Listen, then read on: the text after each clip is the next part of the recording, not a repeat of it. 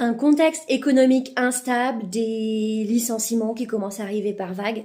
C'était l'objet de ma newsletter d'hier. Et en fait, j'ai eu des réactions de personnes qui étaient très surprises que je mentionne Capgemini. C'est vrai que Capgemini est dans les infos au jour d'aujourd'hui pour ses pratiques, sa collaboration avec l'ICI. Mais surtout pour moi, Capgemini, c'est 2400 emplois.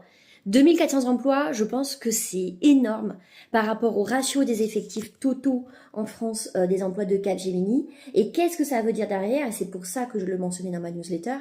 C'est qu'il y a des arbitrages qui ont été faits, des arbitrages financiers, des arbitrages humains.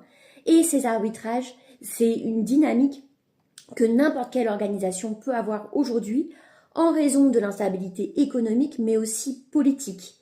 Et au final, l'objet de cette newsletter, c'était de vous dire, en tant qu'expatrié, préparez-vous, parce que l'impact d'une perte d'emploi dans une situation classique, c'est toujours dommage, dramatique et compliqué. Mais quand on est à l'autre bout du monde, qu'on doit ensuite envisager sa carrière par rapport au lieu où on réside, par rapport à son visa, par rapport au déménagement éventuel, par rapport aux études des enfants, c'est tout un tas de questions qui, en plus de la situation elle-même, qui est franchement très compliquée à traverser, rajoute une complexité énorme. Et en fait, c'est extrêmement important de savoir et d'anticiper sur l'aspect contractuel et l'aspect financier, comment votre employeur vous accompagne en cas de fin de contrat. Donc j'espère que cette vidéo clarifie tout ça.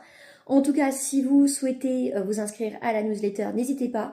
Et je suis toujours ravie d'avoir vos retours, d'échanger avec vous, parce que moi aussi, ça me nourrit.